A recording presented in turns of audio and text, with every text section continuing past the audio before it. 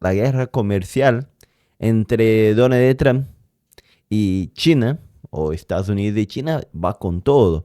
Mira que Trump puso aranceles ahora a China de 125%. ¿Qué cosa, no? Acá es un retweet de él, del que fue publicado justamente en la Casa Blanca. Mira, yo puse en el Google Traductor y dijo así, que fue lo que dijo en la Truth Social, basado en la falta de respeto que China ha mostrado hacia los mercados mundiales. Mira, llamó de irrespetuosa a China, pero quien está imponiendo los aranceles es Trump. China está respondiendo a todo eso nomás.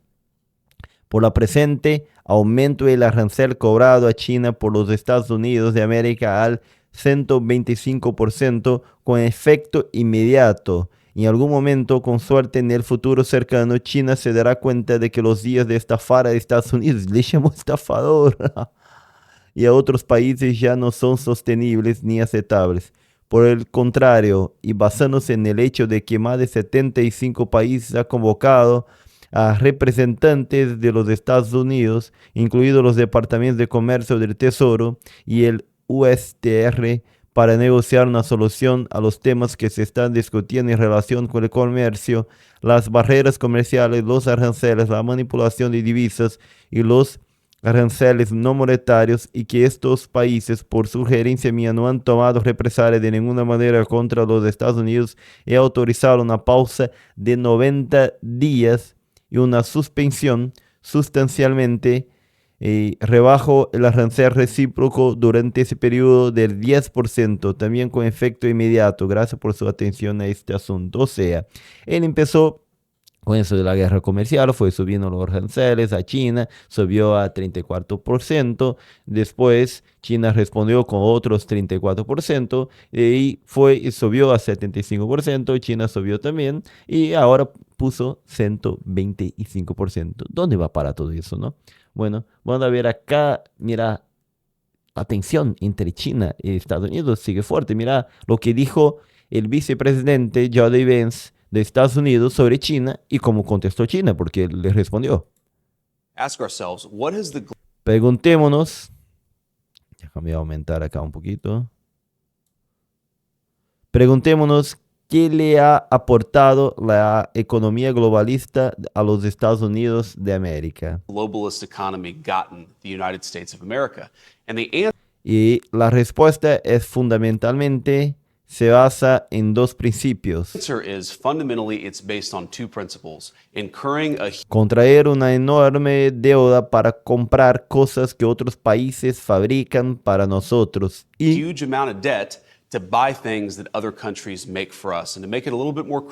para que quede un poco más claro, pedimos prestado dinero a los campesinos chinos, le llamó campesino, ¿no? Qué desprecio a los chinos, ¿eh? Para comprar las cosas que esos campesinos chinos fabrican. Si son campesinos, ya no fabrican la fábrica, ¿no? Entonces, si fabrican, ya no son tan campesinos así. Esa no es una receta para la prosperidad económica. No es una receta para precios bajos. No es una receta para buenos empleos en los Estados Unidos de América. Mira, acá China le responde Lin Jiha, ministro de Asuntos Exteriores de China. La posición de China sobre las relaciones comerciales entre China y Estados Unidos ha quedado muy clara. Es sorprendente, entrecedor, no logro hablar eso. Entristecedor escuchar comentarios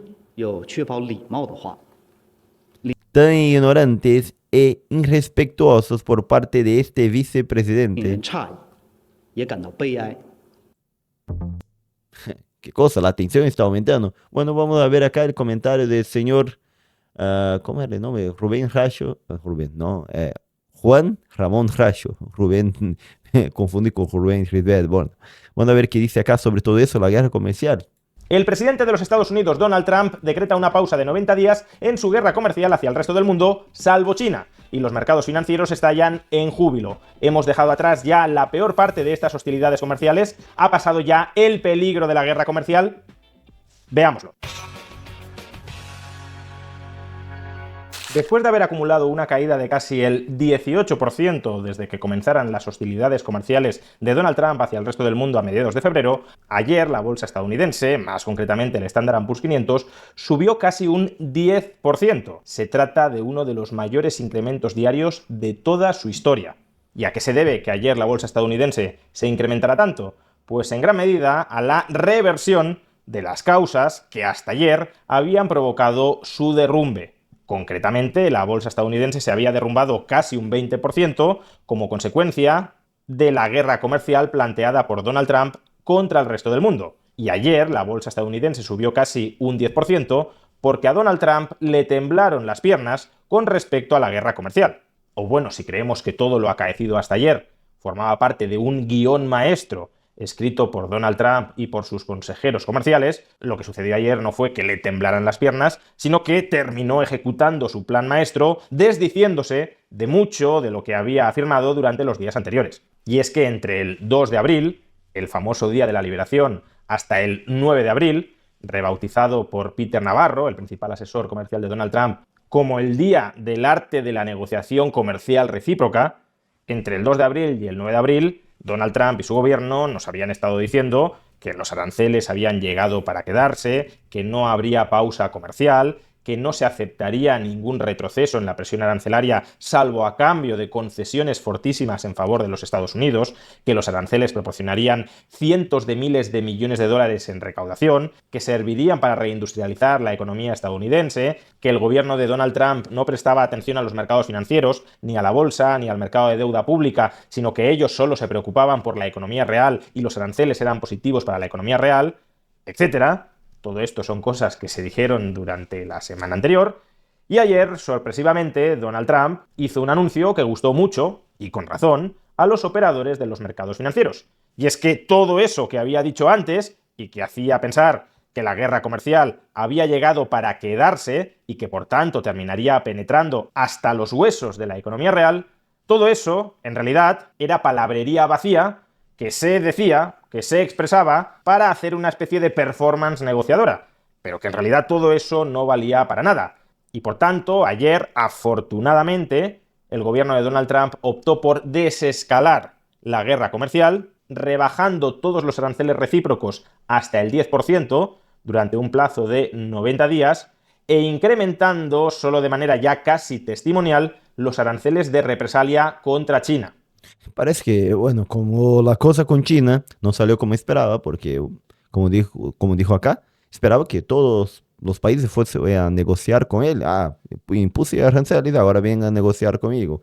Es prácticamente su táctica, su estrategia, pero China no lo compró, no hizo de esa forma, entonces tuvo que bajar de los otros países porque, bueno, con China la cosa va a quedar fea, ¿no?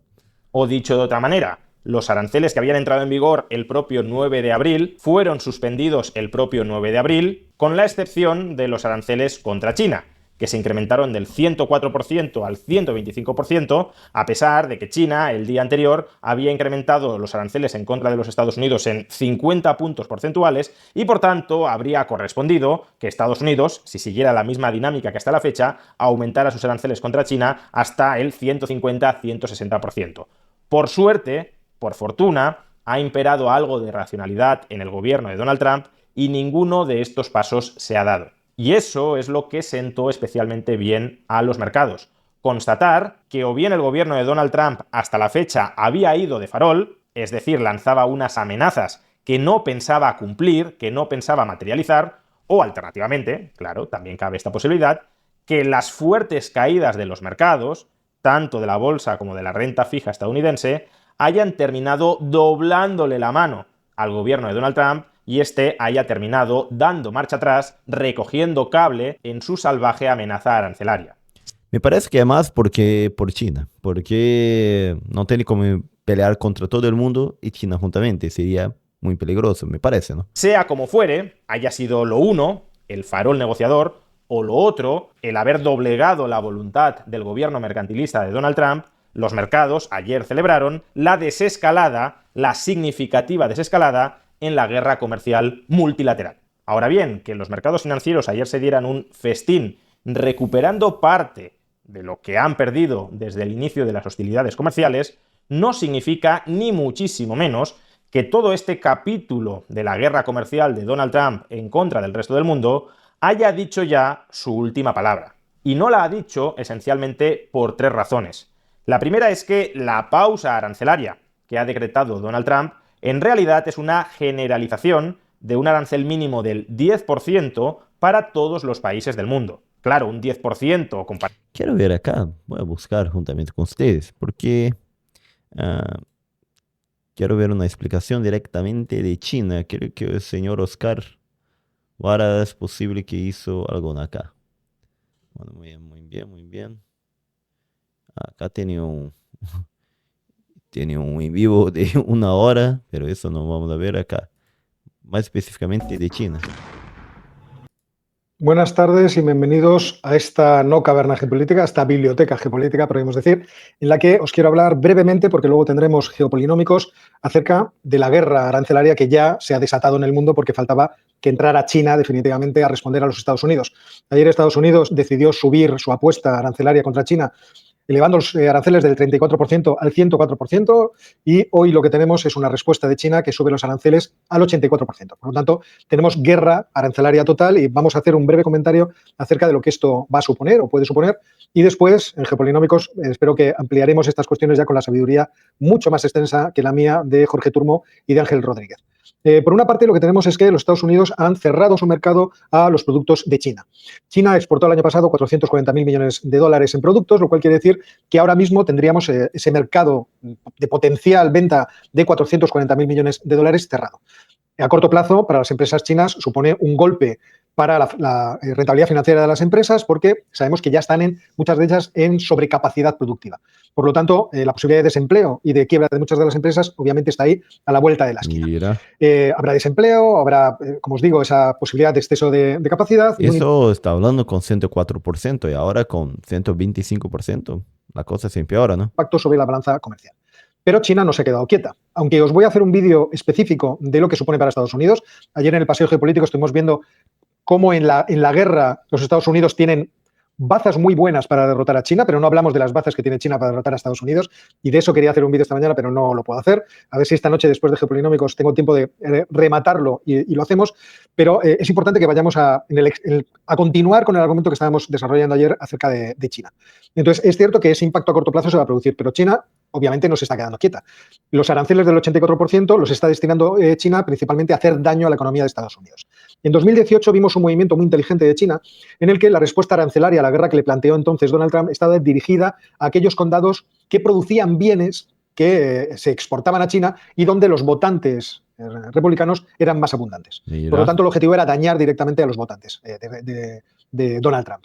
Ahora, lo que todo el mundo está comentando es que el arsenal de respuesta a China se ha estado preparando mucho tiempo porque han tenido tiempo de ver el meteorito aproximarse, y que seguramente lo que van a hacer es afectar a las cadenas de suministro de empresas de Estados Unidos, tanto que estén situadas en China como que estén situadas fuera. Es decir, vamos a tratar de crear el mayor desorden y daño posible a las capacidades productivas de esas empresas. Obviamente, todos estos efectos son efectos que tienen un aspecto transitorio, porque las empresas intentarán sobrevivir a todo lo que se está pasando, tanto las chinas como las de Estados Unidos. Pero en cualquier caso, esto es lo que estamos viendo.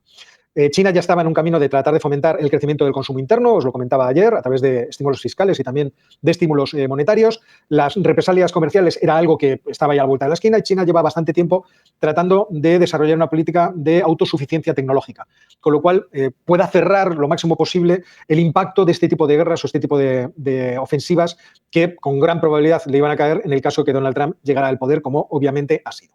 ¿Qué puede pasar dentro del mercado chino? Pues obviamente escasez de productos, aumento de precios, porque ellos también van a recibir el golpe de cerrar su mercado al de los Estados Unidos. Estados Unidos, ya hablaremos, como os digo, de todo esto, pero todo esto lo va a vivir de forma muy, muy parecida. Pero hay una cosa que los chinos van a tratar de hacer sí o sí, que es tratar de vender esos 440.000 millones de dólares de productos en otros sitios. Porque si no, el impacto va a ser bastante considerable. Tened en cuenta que 440.000 millones está entre el 2 y el 3% del Producto Interior Bruto chino, si lo situamos entre 18 o 19 billones de dólares. Por lo tanto, es verdad que no es un golpe para derribar la economía, pero sí es un golpe para producir una crisis económica importante sobre China. China ya estará buscando las maneras de evitar que ese efecto, obviamente, caiga sobre ellos. Y una de las formas es tratar de buscar mercados alternativos para sus productos. Es decir, ¿a quién le puedo colocar yo los bienes que no puedo vender aquí? Teniendo en cuenta que no es muy fácil vender 440.000 millones de dólares en productos. Y esto es obviamente uno de los problemas con el que se va a encontrar China inmediatamente. ¿De qué forma puedo encontrar yo mercados que puedan absorber esto? Hemos visto como en el pasado, para vender a Estados Unidos, China ha ido deslocalizando su industria en muchos países distintos. Países como México y Canadá han incrementado sus importaciones de China entre el 20 y 30%. Es decir, China se ha movido con bastante eficiencia en ese sentido.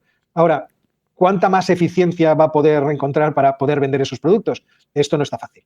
Por lo tanto, una vía alternativa es competir con todos los mercados que producen bienes y servicios, y China claramente puede competir perfectamente. ¿Por qué? Porque China es la gran factoría mundial. Entonces, puede competir de dos formas. Una forma es que los propios empresarios empiecen a reducir el precio de sus productos para tratar de desplazar los productos de otros países.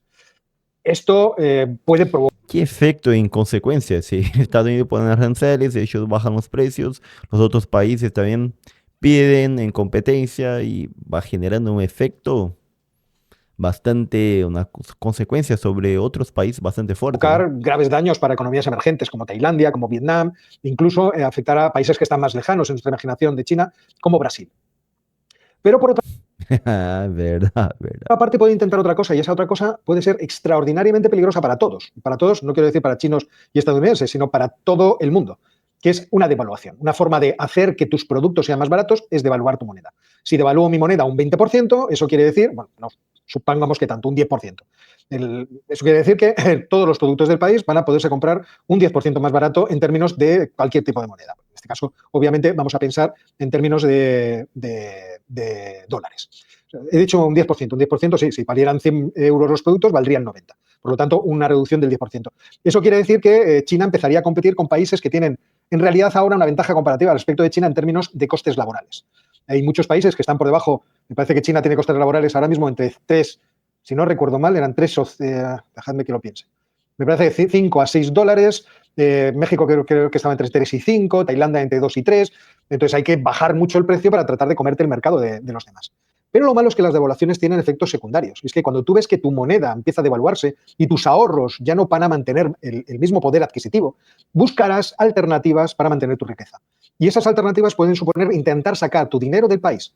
Por lo tanto, adquirir dólares y sacar el dinero del país. Con lo cual, hundirías todavía más la moneda y producirías un movimiento todavía más amplio de fuga de capitales. Esto ocurrió en el caso chino cuando devaluaron, ya no me acuerdo en qué año, pero no fue hace muchísimo tiempo, me parece que fue un 2% el yuan. E inmediatamente hubo un movimiento de divisas. Es cierto que China tiene un gran control de cambios y trataría de impedir que ese dinero saliera. Pero todos sabemos que el dinero encuentra soluciones muy creativas para escaparse, como por ejemplo las criptomonedas. Y por lo tanto no lo podrían impedir. De hecho, el miedo de muchos agentes económicos chinos sería quedarse atrapados en el mercado chino si China se viera en la obligación de seguir devaluando la moneda para tratar de eliminar completamente el problema que le plantean los aranceles de Estados Unidos, que obviamente va a ser muy difícil. Tendrá que hacer una super devaluación. ¿Qué cosa? ¿No? ¿Hasta dónde va esa guerra, no? Tampoco parece que los acuerdos que pueda llegar China con otros países puedan solucionar el problema, porque China es vendedor y los otros también quieren vender. Y por lo tanto tendría que encontrar un mercado hipercomprador como Estados Unidos, que es cierto que este no existe. Pero si devalúa y pierden competitividad el resto de las economías emergentes que están alrededor, estas también van a devaluar. Devaluación implica aumento de precios y por lo tanto también políticas monetarias restrictivas, contractivas, aumento de tipo de interés. Muchos de estos países están endeudados hasta las cejas. Cualquier aumento de tipo de interés les produce una factura en el pago de intereses bestial. Mira. Con lo cual nos podemos estar aproximando a una crisis enorme si es que China produce el movimiento de devaluar su moneda. Meteos esto ahí en el disco duro, porque es una cosa que es realmente importante y que está creciendo delante de nuestros ojos. Por lo tanto, no penséis que todo esto que está ocurriendo no nos va a afectar. Donald Trump nos está metiendo quizá en el problema de nuestras vidas. Y hemos vivido la crisis de 2008, el rebote de 2013, una pandemia, una guerra en Europa. No os tengo que decir más. Así que ahora me voy y lo que os digo es que dentro de un ratito, a las 6 de la tarde... Bueno, parece que entonces, si China no desescala o sigue escalando la guerra comercial con Estados Unidos, Es posible que estemos entrando en una nueva crisis económica mundial o un problema muy grande, ¿no? ¿Dónde va para todo eso? ¿Qué piensan ustedes? Dejar en los comentarios. Yo soy Santiago Brazuca, desde el sur de Brasil, y tratar de entender las cosas acá juntamente con ustedes. Y si quiere ver los videos por adelantado, hacete miembro del canal.